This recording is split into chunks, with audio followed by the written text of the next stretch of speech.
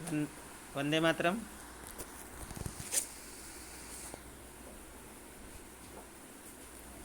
आज हम लोग कक्षा 7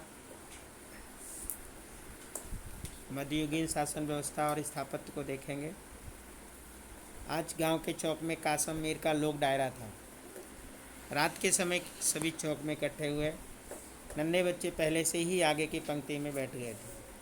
लोक डायरे में लोक साहित्य के साथ देशभक्ति के गीत भी गाए गए। उत्सव को तो स्मारक का गीत बहुत ही पसंद आया। मतलब एक उत्सव नाम का लड़का था, उसे बहुत ही पसंद आया। वो दूसरे दिन अपने दादा से पूछा, दादा स्मारक क्या होता है? तो उसके दादा ने उत्तर दिया, स्मारक को बलिदान का प्रतीक माना जाता है। यानी इसके दादा ने बताया कि जो हमारे देश के लिए हमारी प्रजा का रक्षा करता है, हमारे रक्षा कल्याण का कार्य करता है और वो अगर शहीद हो जाता है तो ऐसे लोगों के लिए स्मारक बनाए जाते हैं।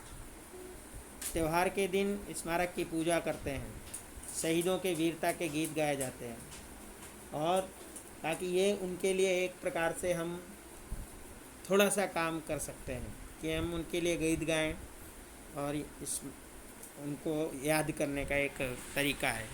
उसके दादा ने ये भी कहा कि हमारे देश की परंपरा है, रीत रिवाज है, संस्कृति है। दादाजी आप हमें अपने देश की संस्कृति की बातें बताएंगे ना? और उत्सव दोस्तों ने उनसे पूछा, यानी उत्सव ने पूछा कि दादाजी आप हमें अपने देश की संस्कृति के बारे में बताएंगे? तो दादा ने कहा क्यों नहीं। तो रुको कहकर दादाजी ने 2-3 चित्र ले लिए।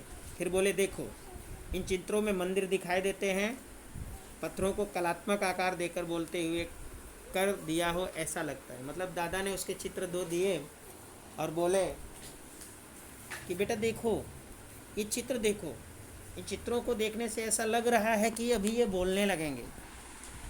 मैं आज आपसे राजपूत युग की संस्कृति और सभ्यता के बारे में बात करूंगा। तो उसके दादा ने कहा, बेटा आज हम आपको राजपूत युग के बारे में बातचीत करेंगे। ठीक है, राजपूत लोग अपने आन मान शान के लिए जाने जाते थे। ठीक है, राजपूत युग की शासन व्यवस्था, यानी इसमें उनका शासन कैसा था। आज आप देखते हैं कि हमारे देश में शासन व्यवस्था गणतंत्र है, यानी प्रधानमंत्री नरेंद्र मोदी हैं और इस तरह से हमारे देश का शासन चल रहा है। लेकिन उस समय कोई पार्टिकुलर कोई एक देश का राजा नहीं था। हमारा जो देश की जो राज सत्ता थी वो अलग अलग थी। हमारा देश छोटे बड़े राज्यों में बटा हुआ था। सभी प्रदेश की सीमाएं अपने राज्य की सैन्य शक्ति के आधार पर घटती बढ़ती रहती थी। मतलब जो राजा चाहता है लड़ाई झगड़ा करके दूसरे राज्य का अधिकार कर लेता, हथिया लेता। आपने पिछले पाठ में राजपूत युग के राजवंशों के बारे में पढ़ा और राज्य के बारे में पढ़ा। आज इस चैप्टर में हमें शासन व्यवस्था, साहित्य, स्थापत्य और बाह्य आक्रमणों के बारे में चर्चा करनी है। तो सबसे पहले हम शासन व्यवस्था की बात करें। शासन व्यवस्था की बात करें तो 7वीं सदी के बाद में भारत में कई छोटे बड़े राजवंश सामने आए। उस दौरान शासक वंशों में कई परिवर्तन आते रहे, लेकिन राजकीय प्रशासनिक व्यवस्था में कोई परिवर्तन नहीं हुआ। यानी शासक जो थे उनके वंश तो बदले, लेकिन जो प्रशासनिक व्यवस्था थी वो नहीं बदली। राजा का जो पद था वंश के आधार पर पारंपरिक रूप से प्राप्त होता था। मतलब परंपरागत था कि भाई राजा का बेटा है तो वही राजा बनेगा। ऐसा कुछ नहीं था कि राजा का ज्येष्ठ पुत्र ही राजा बने। ठीक है, छोटा बेटा भी राजा बन कर सकता था। साथ ही साथ राजा जिसे उत्तराधिकारी घोषित करता था उसे युवराज माना जाता था।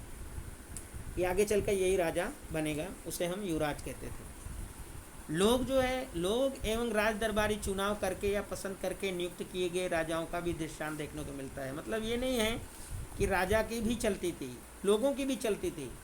लोग और राज दरबारी, मतलब राज दरबार में रहने वाले लोग भी अपनी पसंद से राजाओं को चुनाव करते थे, ऐसा देखा गया है। आप इसका उदाहरण हम देख सकते हैं कश्मीर के यशस्कर को। कश्मीर में यशस्कर जो थे, ब्राह्मणों की मंडली ने उनको गद्दी पर बैठाया। गुजरात की बात करें तो गुजरात में कुमारपाल को मंत्रिसभा के सदस्यों ने चुनकर राजा बनाया। तो ऐसा कोई प्रमाण नहीं है कि राजा ही किसी व्यक्ति को राजा बना सकता है। यानी ऐसा भी हम कह सकते हैं कि लोग भी बना सकते हैं, राज दरबारी भी उसको राजा बना सकते हैं। इसके 2 प्रमाण यहाँ पर गुजरात और कश्मीर के ये शस्कर हमारे सामने हैं। ठीक है। अब राजा को राज्य व्यवस्थित रूप से चलाने में उसकी मदद भी करते थे लोग, तो उसके लिए राजा ने मंत्री नियुक्त किए गए। राजा प्रजा हित का ध्यान रखते थे, फिर भी कई बार प्रजा के दोष मुक्त संचालन का भोग बनती थी। मतलब कभी कभी राजा के जो दोष मुक्त संचालन था उसका कहीं न कहीं प्रजा को नुकसान सहना पड़ता था।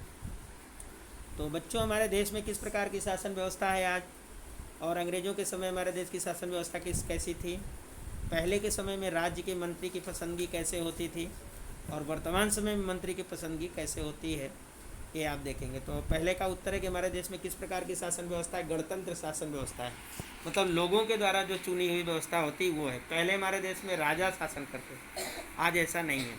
दूसरा, अंग्रेज़ों के समय में हमारे देश की शासन व्यवस्था कैसी थी, वो हमारे देश पर अंग्रेज़ों का शासन था। अंग्रेज हमारे से जो करवाना चाहते थे वैसा होता था।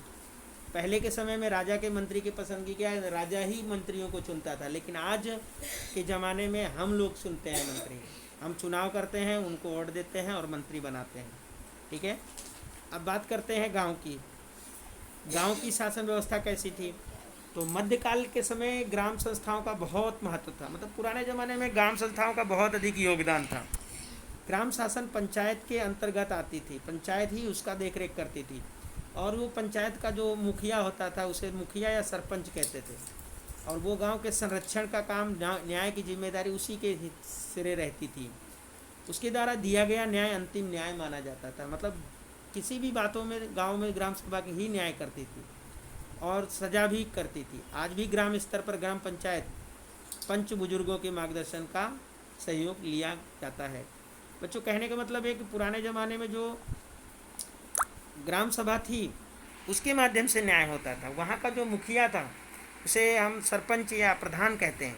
सारे न्याय व्यवस्था, सारे गांव की जिम्मेदारी, सारे जो है वही करता था।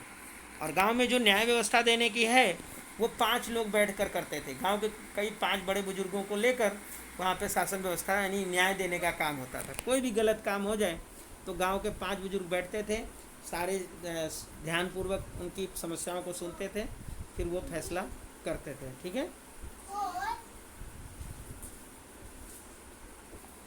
ठीक है। उस समय राज्य की जो आय थी वो आय जो है ज़मीन से महसूल लिया जाता था, टैक्स लिया जाता था।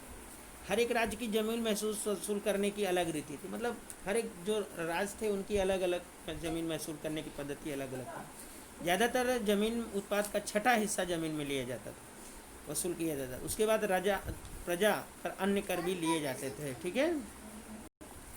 और इन कामों के लिए भिन्न भिन्न पदाधिकारी नियुक्त किए गए थे। अच्छा, जो लोग बंदरगाह और नाके पर भी कर लगाया जाता था, और सामंत लोग कर इकट्ठा करते थे और राजा को देते थे। जो टैक्स है, टैक्स वसूलने का कार्य सामंत लोग करते थे जो राजा को जाकर देते थे। अब बात करें साहित्य की। ठीक है। साहित्य उस समय राजपूत दौरान धार्मिक और अन्य प्रकार के साहित्य अधिक प्रमाण में लिखे गए। राजाओं की ओर से विद्वान और विद्या को खूब प्रोत्साहन मिला। यानी राजा लोग जो थे उस समय विद्या को बहुत अधिक महत्व देने लगे। जो विद्वान लोग थे उनका भी बहुत अधिक सम्मान किया गया था। ठीक है। आप देखेंगे कि इस समय संस्कृत, प्राकृत, तमिल, तेलुगु, कन्नड़ आदि जो भाषाएं हैं उनको खूब महत्व मिला और खूब साहित्य इस भाषा में लिखे गए। संस्कृत भाषा के महान कवि माघ ने शिशुपाल वध नामक महाकाव्य की रचना की। इसमें इन्होंने श्री कृष्ण ने शिशुपाल का वध कैसे किया उसका वर्णन किया है। ऐसे ही एक श्री कवि श्री हर्ष ने नल और दमयंती की कथा नैषध चरित्र नामक एक पुस्तक में किया। ठीक है। कहीं राधा तथा गोपियों की द्वारा कृष्ण भक्ति के प्रसंगों का भी वर्णन देखने को मिलता है और उनके जीवन चरित्र का भी वर्णन किया गया। इसके साथ ही साथ आप देखेंगे कि गुजरात के हेमचंद्राचार्य जो थे उन्होंने कुमालपाल चरित नामक लिखा। सिद्धहेम शब्दानुशासन नामक व्याकरण ग्रंथ भी इसी समय लिखा गया। इस ग्रंथ के राजा सिद्धराज जयसिंह और हेमचंद्राचार्य दोनों ही एक दूसरे के साथ जुड़े थे। अब जो सिद्धहेम शब्दानुशासन ग्रंथ लिखा गया उसे राज्य में पालकी पर बिठाया गया और हाथी पर बिठाकर पूरे राज्य में घुमाया गया। अब तक ऐसा कोई ग्रंथ नहीं था जिसका इतना सम्मान हुआ हो, लेकिन सिद्धहेम शब्दानुशासन ग्रंथ का इतना सम्मान दिया गया आप समझ सकते हैं कि कितना महत्व था उस समय इन साहित्यों का। उस समय पाटन शहर में इस ग्रंथ की हाथी पर पालकी निकाली गई थी, जैसा मैंने अभी बताया। तो कितना अधिक महत्व इनको दिया गया। ठीक है। अब काव्यों के साथ साथ इस युग में नाटक भी लिखे गए, जिसमें भवभूति ने उत्तम रामचरित नाटक लिखा। नारायण नामक पंडित ने पंचतंत्र के आधार पर हितोपदेश नामक कहानी की रचना की। हमारी पाठशाला या फिर नज़दीकी पुस्तकालय में ऐसे अगर आपको कोई संग्रह या लोक कथा मिलती है तो वहाँ जाइए और पढ़िए। ठीक है। अब जो है कुछ जो कवि या साहित्यकार हैं, जैसा आप देखेंगे कि विशाखा दत्त, उन्होंने मुद्राराज छल से लिखा। कलहड़ ने राजतरंगिणी लिखा। बिलहड़ ने विक्रमादेव चरित लिखा। सोमदेव ने कथा सारी सागर लिखा। चंद्रबरदाई ने पृथ्वीराज रासो लिखा। मेरुतुंग ने प्रबोध चिंतामणि लिखा। अब ये कवि और साहित्यकार थे जिनकी रचनाएं थी। अब हम स्थापत्य की बात करेंगे। ठीक है। तो राजपूत युग में जो निर्माण हुआ उनमें मंदिरों का निर्माण विशेष तौर पे, मतलब राजपूत युग में मंदिरों को बहुत ज़्यादा निर्माण हुआ। भव्य और कलात्मक मंदिर बनाए गए। मंदिरों, किलों, राजमहलों, जलाशयों इस इत्यादि का भी स्थापत्य शिल्प का ख्याल रखा गया। मतलब इसके अलावा ये चीज़ें भी बनी। उत्तर भारत की बात करें तो उस समय मंदिरों में मध्य प्रदेश का खजुराहो का मंदिर और भुवनेश्वर का पुरी का मंदिर शिल्प और स्थापत्य कला की दृष्टि से बहुत अधिक सुंदर था। उस समय कोणार्क का सूर्य मंदिर का निर्माण हुआ। भारत में जो अन्य सूर्य मंदिर है उनमें कश्मीर का मार्तंड मंदिर, गुजरात में मोढेरा का सूर्य मंदिर बहुत विश्व विख्यात है। मोढेरा के सूर्य मंदिर की ये विशेषता है कि सूर्य की पहली किरण मंदिर के गर्भगृह पर पड़ती है। और कोणार्क के सूर्य मंदिर को एक रथ का आकार देकर उसके 7 घोड़े खींचते हुए ऐसा बनाया गया है। ठीक है। और ये बहुत ही अच्छा लगता है। दक्षिण भारत में भी मंदिर बनाए गए, जिसमें आप देखेंगे कि हिंदू, बौद्ध धर्म, जैन धर्म की 3 धर्म गुफाएं इसमें हैं। इसमें कैलाश मंदिर आया है। मुंबई के नज़दीक एलिफेंटा नामक गुफाएं भी हैं। इसमें 3 मुख वाले शिव की विशाल शिल्प इसमें दिखाई गई है। अब मदुरई का मीनाक्षी मंदिर आप जानते हैं, मदुरई का टेम्पल, ये तो वर्ल्ड में प्रसिद्ध है। दक्षिण भारत के मंदिरों में गोपुरम के रूप में जाने जाते हैं और ऊंचे भव्य प्रवेश द्वार के लिए ये जाने जाते हैं। ऐसे मंदिरों की प्रसिद्धि सुनकर आक्रमणकारी लूटने के लिए चढ़ाई कर देते थे। गुजरात के सोमनाथ मंदिर में ऐसा ही कुछ हमले हुए हैं। तो एक मोहम्मद गजनी, ये जो था ये बाहरी आक्रमणकारी था। ये राजपूत युग के दौरान आया और इसमें बेजोड़ स्थापत्य का निर्माण हुआ। उसमें आक्रमणकारियों ने भारत पर चढ़ाई की, जिसमें मोहम्मद गजनी एक था। ठीक है। और ये सन 1000 से 1025 और 26 के दौरान गजनी ने कई बार हमारे देश पर हमला किया, परंतु सफल नहीं हुआ। गजनी जो है गजनी प्रांत का सुल्तान था। उसने हर बार कठिनाई होती थी, फिर भी वो फिर से तैयारी करके हमारे देश पर आंधी तूफान की तरह आता और हमला करता था। आंधी की तरह एक दिन वो आया और सोमनाथ मंदिर पर चढ़ गए, हमला किया। उस समय गुजरात में भीमदेव सोलंकी का शासन था। सौराष्ट्र और गुजरात के बहुत से लोगों ने सोमनाथ को बचाने के लिए भीमदेव सोलंकी का साथ दिया, लेकिन वो सफल नहीं रहे। ठीक है। ऐसा तो गजनी, अब दिल्ली की सत्ता की बदली कैसे हुई? गजनी की जब मृत्यु हुई, उसके निधन के बाद गजनी प्रांत का सत्ता स्थापित करने हेतु वहाँ के सुल्तानों का ज़बरदस्त दांव पेच खेला गया। राजपूत शासकों ने इस निर्बलता का लाभ उठाया। ठीक है। उन्होंने भी लाभ उठाया और उसे इस दौरान गजनी ने शहाबुद्दीन गोरी को मजबूत शासन के रूप में स्थापित हुआ। उसने भारत पर चढ़ाई करने का सोचा। वो भारत का धन प्राप्त हेतु नहीं बल्कि सत्ता स्थापित करने के लिए आया। यानी जो शहाबुद्दीन गोरी है वो हमारे देश में शासन करने के हिसाब से आया, पैसे लेने नहीं। शुरुआत में शहाबुद्दीन सफल नहीं हुआ। उसमें अड़िहलवाड़ पाटन की महारानी नायका देवी के सामने मिली पराजय वो भूल ना सका। शहाबुद्दीन ने इस पराजय के कारण 12 साल तक भारत की ओर चढ़ाई नहीं की। मतलब उसको नायका देवी ने युद्ध में पराजित किया तो वो 12 सालों तक हमला नहीं किया हमारे देश पर। फिर बाद में वो हमारे देश पर आक्रमण किया और उसने हमारे देश में पृथ्वीराज बिना पूर्व तैयारी की हिम्मत से अकेले लड़े। यानी उसने पृथ्वीराज चौहान के दूसरी बार दिल्ली पर हमला किया। इसमें पृथ्वीराज ने उससे झगड़ा यानी युद्ध में भाग लिया और पृथ्वीराज साथी राजपूत शासकों का साथ नहीं मिला उनको और पृथ्वीराज चौहान उसमें हार गए।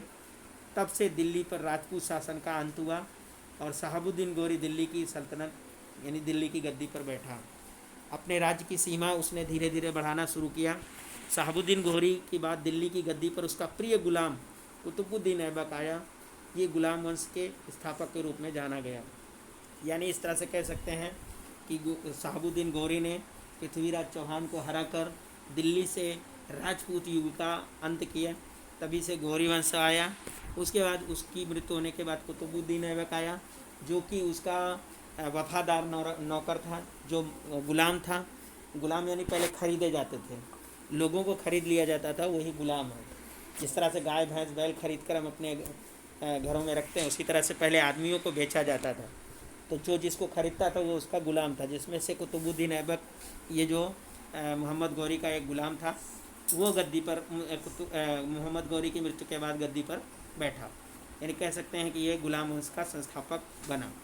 ठीक है, यानी इस तरह से हम कह सकते हैं कि भारत की दिल्ली की गद्दी पर राजपूत शासन का अंत हुआ। देश की राज व्यवस्था और समाज व्यवस्था में परिवर्तन आया। और ये परिवर्तन कैसे थे, क्यों करने पड़े, ऐसे कई प्रश्नों के बारे में हम बाद में सोचेंगे। शौर्य और समर्पण के सामने गद्दी के लिए दावपेच की शतरंज खेले जाने लगी। अब जो दिल्ली है उसकी गद्दी अब रक्त रंजित हो गई। मतलब रक्त रंजित का मतलब है कि मार काट की व्यवस्था, यानी एक दूसरे को मार के और अपना शासन स्थापित करने वाला हो गया। तो ये था हमारा राजपूत युग के स्थापत्य, साहित्य, कला और उनका शासन। हमारा चैप्टर ख़त्म होता है और आपको प्रवृत्ति करनी है कि शिल्प स्थापत्य के चित्र एल्बम में इकट्ठा करना है और उसको लिखना है। जय हिंद।